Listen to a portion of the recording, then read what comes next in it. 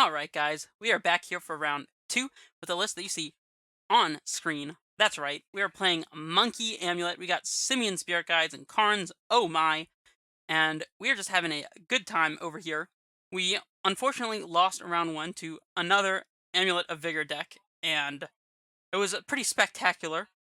So if you are interested in seeing that match, then go check out match 1, where you can also find details about this deck list, how we arrived at this deck list, the card choices, all of that good stuff. It's in match 1. Go check that out. And I will see you guys real quick for the games. All right, we have a match. Let's go ahead and hop on in here.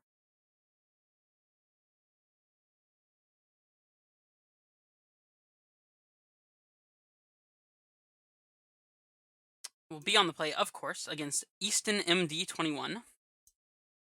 We have an Amulet, we have a Bounce Land, we have a Pack, and we have a Titan. This is a turn 3 Titan if we pack for Azusa, and if we draw another untapped land, so we're definitely keeping. We can also play a turn 2 3-drop if we draw it, but yeah, we're definitely keeping this.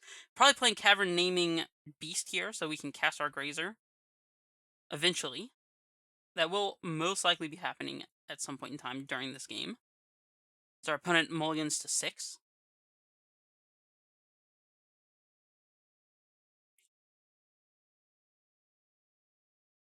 Alright, so let's lead on this Cavern Naming Beast. But I am going to throw the Amulet into play here. I think that the Amulet will be more pivotal than the Grazer. If we are playing against a discard deck, for example, Jund, we much prefer to have Amulet in play than a Grazer at our disposal. In fact, against Jund, we probably side out Arboreal Grazers. But if our opponent is playing an aggressive deck, then, ooh, Force Pitching Spell Snare. I was going to say if our opponent is playing an aggressive deck, then the Amulet in play, combined with his Bounce Land, represents a potentially huge advantage. But now we need to draw a bunch more lands. At least we can play a Grazer here. And it can't be countered because, you know, our opponent might have wanted to counter this Grazer with their 1 blue mana up. And I think we just go ahead and play this Cavern Naming Nymph or Dryad, so that we can play our Dryad of the Elysian Grove without fear of mana leak or something along those lines next turn. They Thought Scour themselves, milling Island Thought Scour. Looks like our opponent's on mono blue of some sort. I doubt that. That can't be right. Let's commit the threat while we can. Especially since our opponent is showing that they have no current mana ability to kill this Dryad, unless they're playing Dismember. If we top deck a Garen Brig, then we have a Titan incoming, assuming that we want to play into our opponent's mana. And they do have a Dismember. What are we playing against? I was mainly joking about the Dismember, but I mean, apparently I wasn't, so Ghost Quarter, okay. Let's lead off on this. Actually, let's play around Mana Leak by playing the Ghost Quarter first. And let's explore here.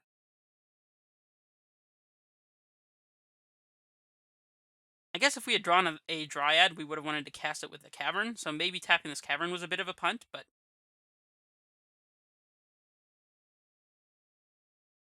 Is this a Logic Knot? I'm playing against some sort of a mono-blue control deck here. I mean, that's obvious, right? You wouldn't be playing Dismember if you weren't mono-blue, right? I'm saying right, but these are all anecdotal, as our opponent cast Deprive, bouncing one of their lands. That's actually pretty good for us. We could pack for a Dryad and cast it. I don't hate that. We're probably not just slamming Titan this upcoming turn anyways. Let's see. They could Ghost Quarter our Growth Chamber and we'd still be able to pay. Okay, whatever. I'm convinced. Let's just get a Dryad into play. Try to take advantage of our opponent's mana situation here. Unless they have another Force of Negation. Alright, they don't. Dryad. Into play it goes. Pass it back. Swing with the Grazer for value, of course. Show our opponent who's the boss here. I guess we get got by Boomerang on our Growth Chamber. Playing its Mono Blue Delver. Interesting. Let's not tap the Ghost Quarter in case we do decide to use it, I suppose. I don't know what kind of world we would be in to use this Ghost Quarter on ourselves, but It is possible, as we swing in with our Dryad here, of course. Not playing around anything. I don't think there are any blue pump spells, but I could be wrong. And especially against a Delver deck, it's probably important to have threats already in play, like this Dryad. So I think we're going to find that Summoner's Packing for the Dryad and playing it there was pretty pivotal if we do manage to eke out this game. See if our opponent can manage to flip their Delver here. They do not. Unfortunate for them. I mean, I suppose there's a small chance we want to cast this Summoner's Pact during our opponent's turn. I think it's very unlikely. I was about to yield through the turn here, but maybe not, maybe not. They don't even attack into our Grazer. They have that much respect for it, I suppose. Let's begin by attacking with the Dryad. No need to commit anything here. Got our opponent to 12. And let's cavern through a second Dryad, because that was something that we needed to do. But in all reality, just getting more bodies on the board here while our opponent is still building up their mana base over there, probably a good move. Force of Negation, huh? Well, I suppose we might have wanted to cast a Summoner's Pact. Maybe not, though. Let's just go ahead and take our block here. I don't see a reason not to. Delver, okay. We could Summoner's Pact our opponent's inset, but there's a possibility that we draw an untap land and slam Titan. Let's Vesuva this Cavernous Souls here, naming Giant, of course, and swing out. I think it's probably best to just go ahead and attack. Actually, I suppose we could... whatever, it's too late now. I suppose we could have left one back to block the 1/1, so we take a little bit less damage. We'll probably be killing our opponent with Valakut when our Titan resolves. And note that I say when and not if. But, I don't know. Maybe it would have been a mistake. Well, clearly, hindsight bias here. Clearly, it would have been a great idea to attack with both instead of leaving one back to block, since we wouldn't have been able to block anyways. I was a little afraid of this happening, but it might have been worth the 1 point of life to not attack with his Dryad, but we'll see. As here comes the bad boy himself. Always the bad guy. Primeval Titan. We have double Dryad, so unless our opponent has... No, even if our opponent has double Dismember, they can't stop the Valakut stuff from working, so let's go to game 2. That was curious, for sure. Explosive seems pretty good against our opponent's Delver Secrets. Boil could be good. It lets us play on our terms rather than our opponent's. I'll try the Boils. Dismember clearly going to be impactful here. Not sure about the Explosives. I don't know. It's kind of a card that our opponent doesn't really have to answer. It kind of doesn't do anything. But, I mean, Delver is a very good threat, and we ought to have removal for it. I'm inclined to have Explosives here, but I don't think it's fantastic. Anything else? Probably don't want Reclamation Sage and Force of Vigor. Unless our opponent is, like, sideboarding in Blood Moons and just, like, getting us really hard. I doubt that this is going to be a factor. Okay. Grazers, not really fantastic against control deck, even if they are a tempo deck. Although it's a little better against tempo, but I think that in this case, our opponent is not aggressive enough to punish us for not having Grazers. Let's see. Explore. And actually, what am I doing? Explore is going to be great here. Simian Spirit Guide is probably not going to be quite as good. Although, getting a Titan or a Boil out of our hand, out of the blue, could be good. Trim Summoner's Pact in case our opponent has Ashiok. Are we just good here? I guess Explosives also does answer Ashiok, which is nice. Alright, let's just run it back this way. I think Karn could be good here. Although it can't get an Engineered Explosives now I'm thinking about it. Maybe we should have left one of them in the board, but... Well, we have a very interactive hand, which is probably not a bad thing. We can't really play around Counter Magic all that well, but we're definitely keeping this. Opponent plays Mystic Sanctuary, so clearly Boil is going to be good. There's a Cavernous Souls. That's fantastic. Let's lead off on this Amulet, see if our opponent Force of Negations us. Show us the Force. There it is, exiling Snapcaster Mage. It's probably fine. I don't imagine that we rely too much on this amulet here. All right, let's get this explosives on one into play, or do we just fire off this dismember? I feel like dismember could be like a thing. We could also go ahead and get a Zeus into play this turn with a spirit guide. How do we feel about that? I feel pretty good about that, in all honesty. Okay, I'm doing it. Garenbrig,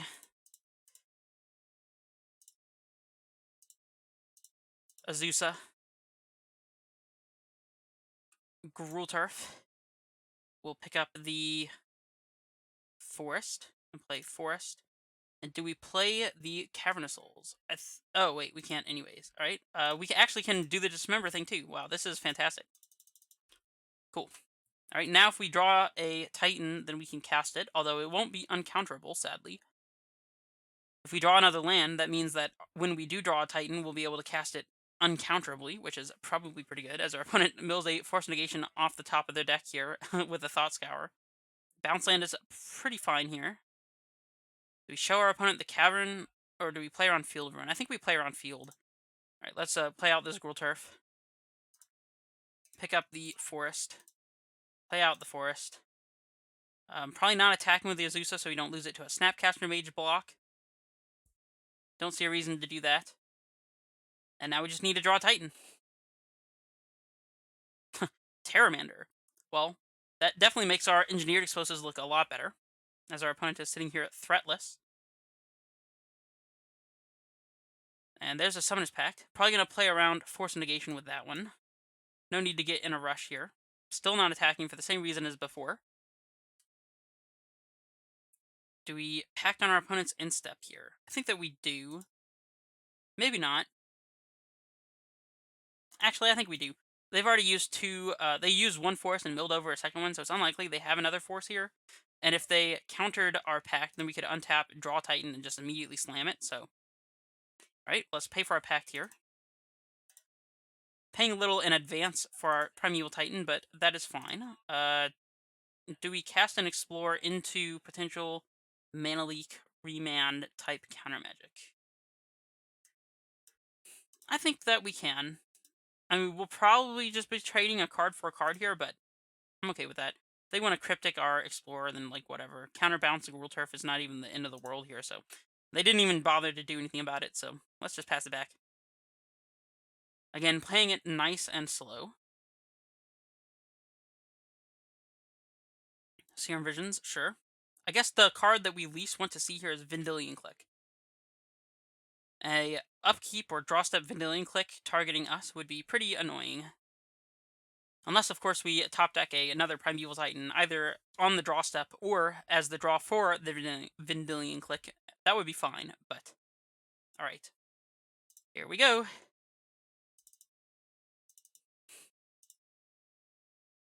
Let's leave a red floating, I suppose. Yeah, we can do it this way.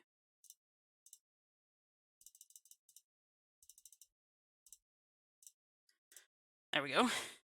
And do we play around Double Dismember here? Aether Gust.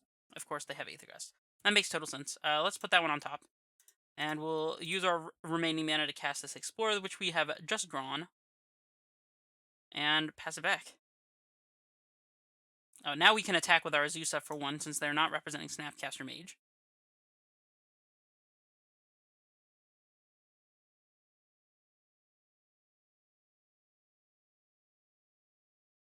The reason we're keeping this Azusa around, by the way, and have missed out on probably 2 or 3 points of damage by this point, is that once we do eventually get a field in play or a Valakut in play, having a bunch of extra land drops per turn will suddenly become increasingly relevant, way more relevant than a couple of extra damage used by opportunistic attacks, or I guess received by opportunistic attacks. The downside going long to just losing our Azusa when we could use it for multiple fielded ed triggers is so high that we probably should just sacrifice the couple points of damage. As our opponent is frantically trying to answer this Primeval Titan that continues to get forced through. definitely putting that one on top. Garenbrig, pass? Or do we play the explosives? I think we could have explosives on 2, which I don't hate. Nah, let's hold it. We might need to hold this explosives to draw another colored mana source so that we can get rid of a Ashiok if our opponent has that. So let's wait on committing this explosives until we know for sure what it is going to be doing. If our opponent manages to flip a Delver, we might just go ahead and pop explosives then. As our opponent finally uses a Dismember to answer our Azusa, just so they can get through with their Snapcaster Mage. This is Azusa probably did a lot more work by not attacking than it did, or than it would have by attacking. So let's just keep slamming this Primeval Titan and see what happens. Aether Gust again. Well, this is a story that I have heard before. We can play our Engineered Explosives. Again, I just don't feel inclined to do that. I mean, it's going to take several draw steps for us to find a blue source, for example, to cast Explosives on 3, but I guess we could also draw a Dryad.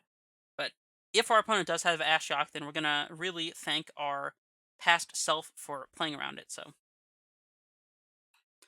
One of these times, I swear, this Primeval Titan will resolve.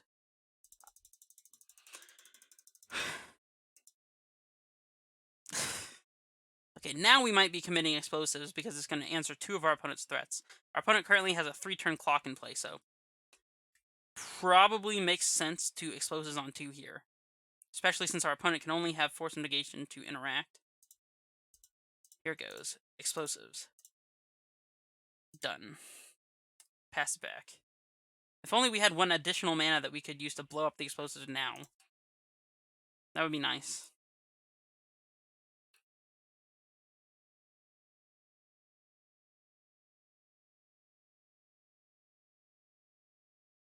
Opt. Okay, our opponent needs to find more Aether Gusts. They can't even use the ones that they have exiled with their Snapcaster Mages. So if they have another Snapcaster Mage in a land, that's not good enough. They need to find actual Aether Gust, of which they only have probably 1, maybe 2 left. They are playing mono blue after all, so I wouldn't be super surprised if they had 2 copies of Aether Gust left. But as our opponent plays a Terramander, okay. We're drawing, surprise, surprise, Primeval Titan. Can you believe it? Let's see, 3, 4, 5, 6, yep. Actually, you know what I'm thinking? Now that we have so much mana, there's no reason not to leave up one of these Gruul Turfs here. So, I guess if we're trying to leave up red mana to haste, then we need to do it this way. Kind of weird to tap our mana this way, but it works. I promise you guys, we're trying. We're trying very hard. Finally, it resolves. Not playing around double Dismember, I don't think, as our opponent has already used 1. Yeah, we're definitely getting the Hanweir and the Growth Chamber here, so we can haste our Titan. And then we'll be getting Field of the Dead, and things will be jolly and merry. Are we getting Field of the Dead? Is that what we're doing? We could get a Bounce Land in T-West, so we have a backup Titan if our opponent is able to answer this one somehow. Plus, Field of the Dead isn't really relevant since we do have explosives. Let's see, our opponent can adapt their Terramander into a 5/5 flyer. We probably wouldn't to consider getting a Radiant Fountain here, as crazy as that seems.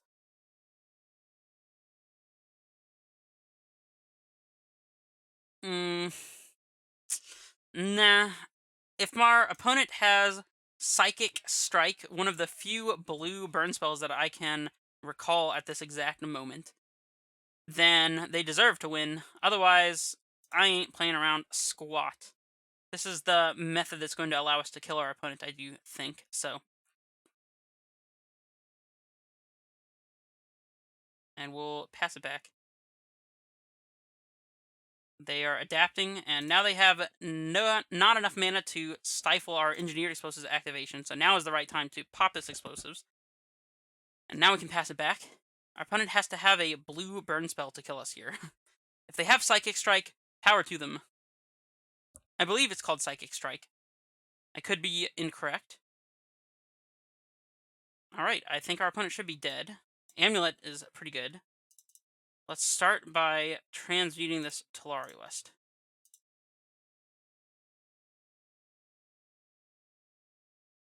Okay, Summoner's Pact. We're gonna get a second Titan here because we can get multiple Cavernous Souls in play. Not Cavernous Souls, multiple Radiant Fountains in play with Primeval Titans. If we just cast a Dryad here, it might just get hard countered. So I suppose, though, our opponent can just hard counter our Summoner's Pact. So, I don't know, maybe. If they don't hard counter this, then maybe we get a Dryad, but nah, it's probably safest to just get another Titan. Our opponent is dead on board if our second Titan does enter our hand here.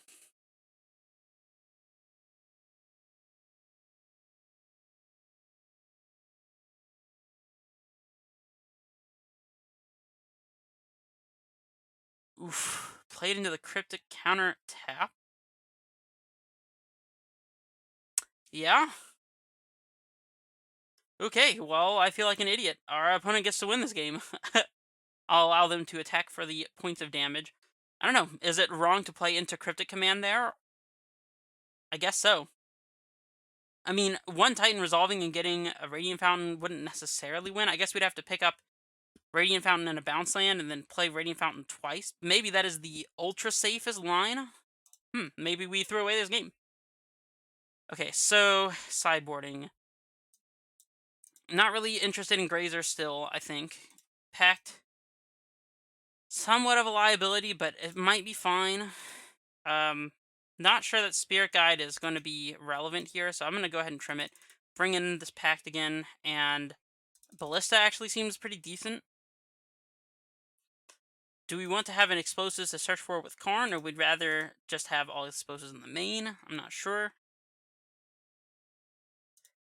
Walking Ballista does seem pretty good against our opponent, and we can transmute Talari West to get Ballista if we need to. I don't know, though. Maybe not. Maybe not on the Ballista. Eh. I'm going to keep the Ballista. I think it's fine.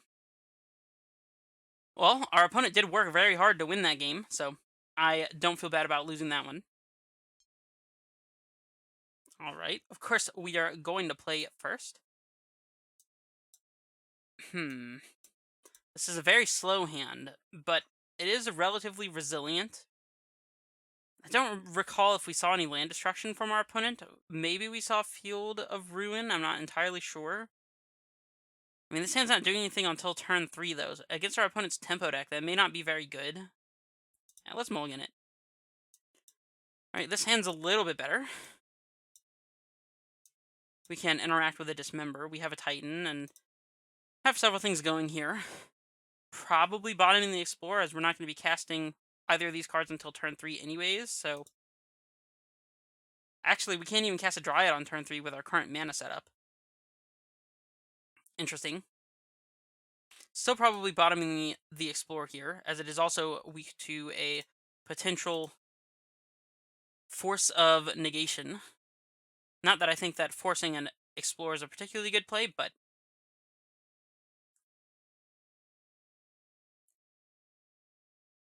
See if our opponent commits a turn 1 threat here. Delver. That one probably is worth dismembering, I would think.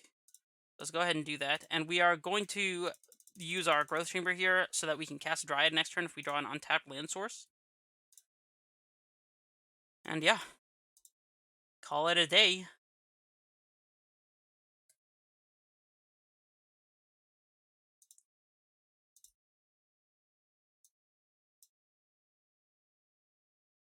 Second Delver. Okay, okay. Do we want to dismember this one too? I think we probably do.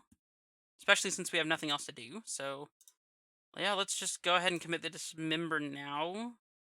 That way our opponent can't, like, deprive it or something. They could force a negation, but, like, that's fine, I suppose.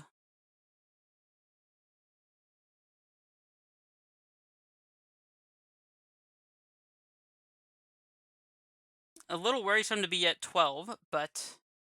I mean, that does put us in a rough spot against Snapcaster Mage Beats.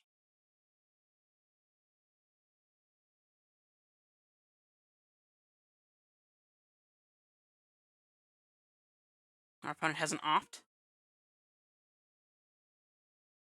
Suppose they're looking for a force negation. Wouldn't be surprised they put a card on top. Okay, well, I guess they weren't looking for a force negation.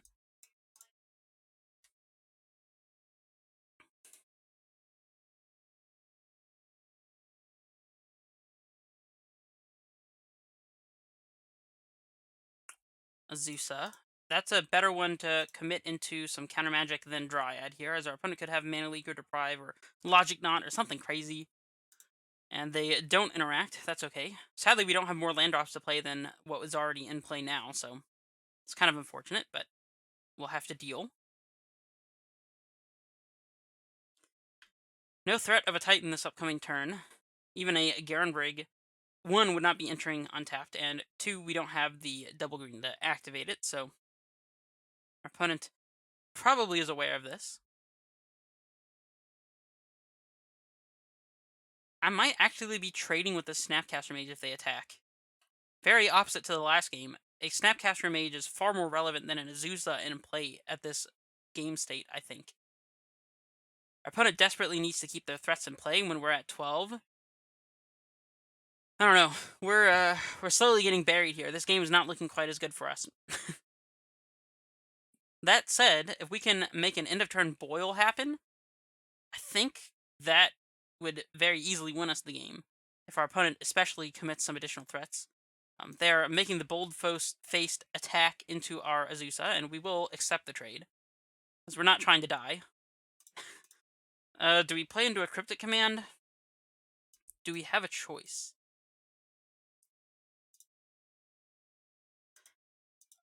We have so many extra cards here that when we draw lands, we probably will be able to resolve what we're casting.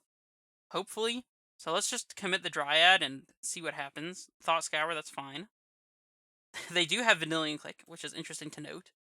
They mill over a Snapcaster Mage as well. Hitting several threats here that they cannot cast to pressure us is actually really amazing for us. So that Thought Scour was really good for us. And we didn't even have to do any work for it. Let's see, does our opponent have Aether Gust? If they have Aether Gust, I might be inclined to bottom this Dryad, as much as it hurts. Our best top deck is Bounce Land, because we can transmute Tolaria West, we can float the mana, play Bounce Land, pick up Tolaria West, transmute it for Cavern, and then play Cavern and slam Primeval Titan. So Aether Gust might actually be good for us here, if they do have Aether Gust. So, of course, our opponent doesn't necessarily realize that.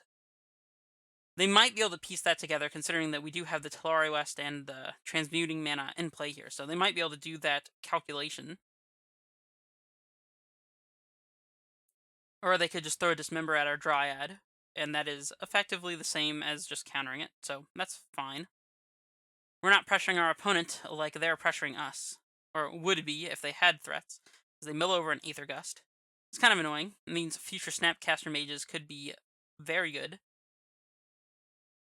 Let's just pass it back here. We're not going to cast a Summoner's Pact for any reason, considering we can't pay for it, so... Amulet. Sure.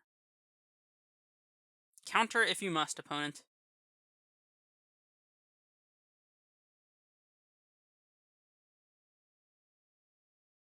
If this amulet resolves, it means that we can consider slamming Primeval Titans into counter magic. I don't know if that's going to be the move, but it gives us that additional flexibility. So, in all honesty, though, it'll probably be better to just transmute Tolaria West and go for a Titan the turn after if we do draw a bounce land. So, as our opponent hard casts a force negation, it's like whatever. Pretty sure bounce land still does the exact same thing on this board state with Amulet in play as it does without. But I could be wrong. Still not casting Summoner's Pact here, so... Ashiok could be pretty brutal also, as our opponent is casting main phase, Thought Scours, and such in order to try to desperately find a threat. Island, okay. That is the problem with Thought Scours, it's non-specific as to any amount of selection or, like, for example, Serum Vision is an opt scry, but Thought Scour is not capable of that. And basically, they're just blindedly and randomly going through their cards in the hopes that they can find what they need without actually using any selection to find it. So, not a huge fan of Thought Scour in general, but Archmage's Charm to draw. Okay. That could be a way for them to try to find a threat. It could be that they're desperate for counter magic. We have no way of knowing. Well, now they have Sanctuary to get back Aether Gust, so... I mean, now we're just slamming Primeval Titans for sure. Since we know they have an Aether Gust, we have to power through at least the first Aether Gust. Our opponent probably would have put a Snapcaster into play to clock us by now, so... My kind of read here is that they don't have a Snapcaster Mage, although they could have drawn one off the Archmage's Charm. I could be wrong. But I think they would have Snap Opted or Snap Thought Scoured if they had more Snapcaster Mages. See, they have... Excuse me. They have 2 Snaps in the yard, it looks like. So they only have 2 Snapcaster Mages left in the first place. The main phase, Sanctuarying back a Archmage's Charm is probably bad news for us. We just really need our opponent to not have a threat. And that's where we're at. Cryptic Bounce. Like, kind of rude, but, like, okay. We can force through this Dryad here with a Cavern, but considering we can pick that Cavern back up and rename a different creature type here, I think it's most certainly going to be the play. We're not losing access to our Cavernous Souls here. They can Aether Gust us, but even still, we get to pick this Cavernous Souls back up, so it's like no big deal. This completely undoes what their Cryptic Command did, other than them drawing a card part, but that's fine. And now we have a threat in play, which is nice. They draw cards with Archmage's Charm. Okay. I believe we know that they still have an Aether Gust.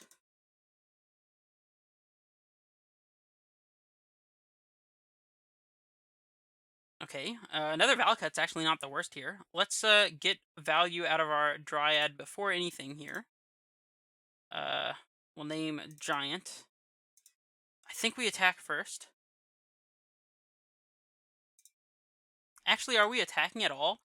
It might be better to leave this Dryad up to block Snapcaster Mages.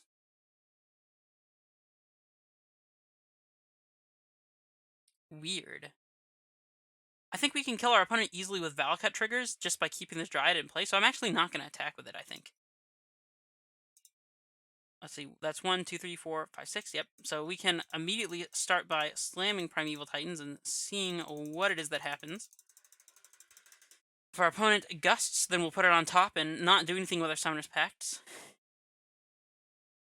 And if they play an Ashiok, we'll Summoner's Pact in response and get a Titan. Even though it shuffles away one from the top of our deck, our opponent could just Ashiok mill away our Titan from the top of our deck and leave us with 2 dead Summoner's Pacts in hand. So that's where that stands. See if our opponent has a Snapcaster Mage here. I mean, I guess if they did, they probably wouldn't cast it, but they could be getting some more Mystic Sanctuary shenanigans going on here with their Flooded Strand. I wouldn't be surprised if they played 4 Mystic Sanctuaries. We haven't made this game very long, considering we've been at 12 since, what, the third turn of this game? So, it's pretty interesting. Haven't taken any damage since then. Speaking of taking damage, a single land starts triggering Valakut, so obviously our best draw here is a bounce land. And if we draw a bounce land, especially, then maybe we can start getting some mileage out of these Summoner's Pacts by virtue of pacting for Dryads. If they are able to continue to keep one of our Dryads out of play, we can commit multiple a turn, and that's even better than just slamming one Primeval Titan every turn. Our opponent is going to fetch here. Getting the 3rd Mystic Sanctuary, of course. Targeting Aether Gust. Okay. Well, our opponent can cast 2 Aether Gust in 1 turn, but like I said, committing double Dryad might be better than trying to commit Titans at this point. What has our opponent got that they're casting now? Rainforest. Okay.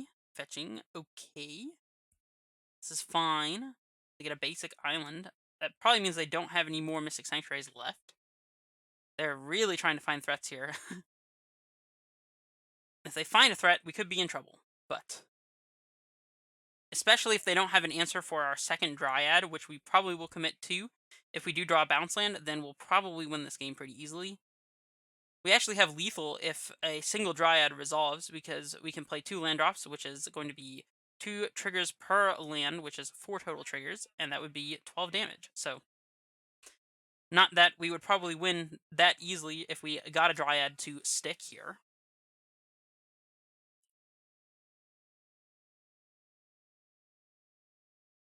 We could lose to Cryptic Command if we cast a Summoner's Pact here. That's definitely something to note. We have our Titan. Okay, since we can't safely commit double Dryad here and we don't have any payoff for it, I'm going to go ahead and slam the Titan, because our opponent probably needs to Aether Gust this anyways. Is this too many mana? Yeah, this is one too many mana. Hold on. There we go. Our opponent basically just has to Aether Gust this anyways, but if they don't, then we're able to play around their Cryptic Command. So there goes the Aether Gust, and we'll top that one, and we'll pass it back. Doing all that we know how.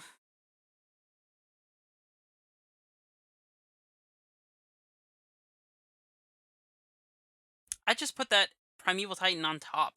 Is that incorrect? Maybe we shouldn't be doing that. Is that crazy? Should I be putting Primeval Titan on the bottom here? I mean, a land would be a insanely good draw. But specifically a bounce land. A regular land is like kind of meh. I don't know. Maybe it's correct to keep running back these Titans to force our opponent to Aether Gust. Eventually run them out. Let me know what you think. At what point should we start bottoming Primeval Titan in this situation? What would our opponent have to do, or what cards would they have to have for us to bottom Primeval Titan? See, our opponent has used 1 Aether Gust. That is all. We know they have at least 3. As they play Mystic Sanctuary, probably getting back Aether Gust. Yep. I mean, this is going to be a thing. Alright, let's not always yield. We could get a Karn into play and a Torbod's Crypt and then want to respond to the Mystic Sanctuary targeting. It's possible. And they have Aether Gust up. Okay. Our opponent's lower on time than us as well. I mean, we're casting 1 card a turn and they're doing multiple things, so that could very well be a good explanation for the reasoning for that.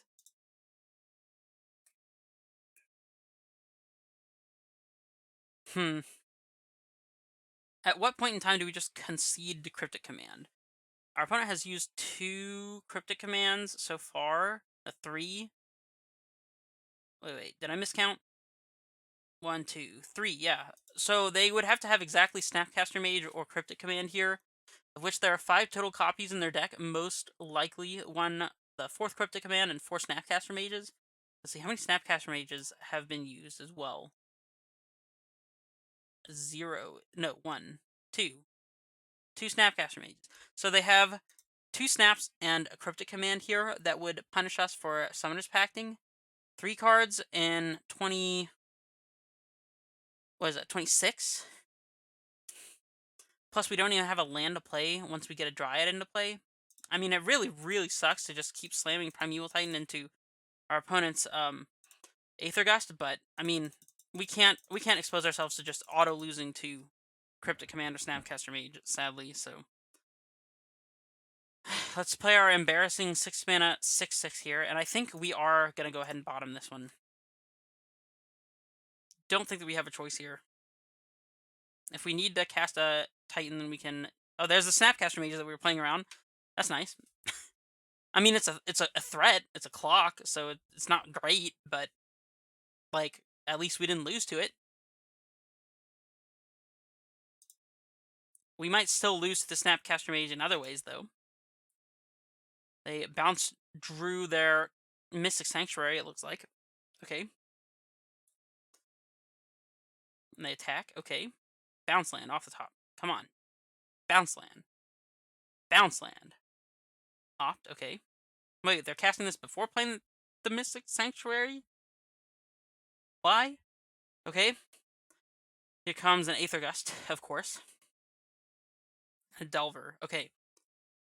Oh, thank goodness. A land! Okay, let's try to commit this.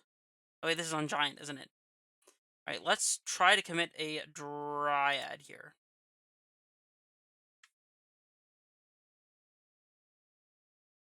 I think we're gonna pack 4 and cast another dryad before we play this field. Nah, yeah, because if they were to dismember a dryad, okay, they're gonna gust it. Let's pack in response. This way we don't have to shuffle away the dryad from the top of our deck. Force some negation the pact. Alright, let's pack in response.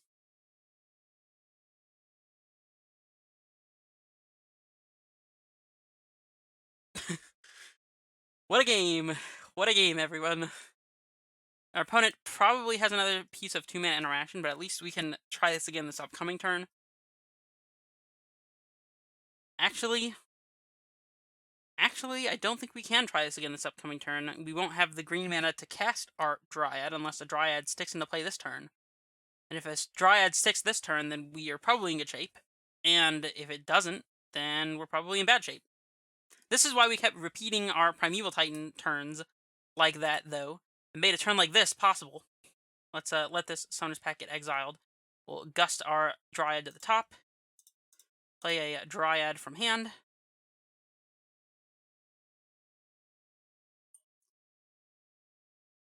Do not answer it, opponent. Just don't do it. All right. No dismember, please. Always yes. Always yes. Always yield. They have the dismember, guys, and we put a Dryad on top. Okay, well, we need our opponent's Delver to not flip.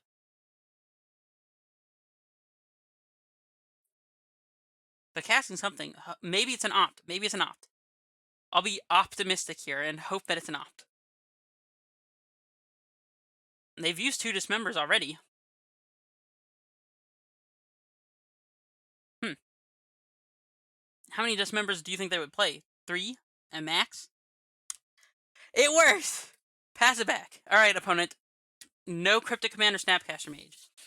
No, actually, that wouldn't even do it. They would have to have 2 Cryptics in order to stop us from keeping ourselves in the game here. Terramander.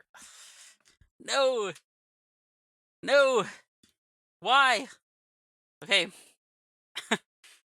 We're still on the wire here. We get to resolve a Dryad this upcoming turn. There's that. But then, ooh, bottoming this for sure. We can't draw Dryad into Dryad. That's not going to win us this game. Okay, well, we're not resolving a Dryad this turn, but... Alright, we need to top deck a land to trigger Dryad again. And our opponent needs to not have interaction for our Dryad. That's the way that we win this game now.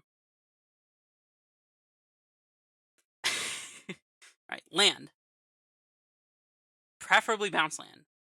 Now it has to be bounce land. And then we just kill our opponent. Alright, bounce land off the top. Please, Magic Gods. Bounce land. Stomping Ground. That one's not gonna do it. That one's very close, but it's not gonna do it. Nah, even killing 1 Terramander is not good enough. So, clearly here we have to do the only respectful thing. Play a Dryad. Play Stomping Ground. We will not pay the 2 life because we are sending both these Valcut triggers at ourselves.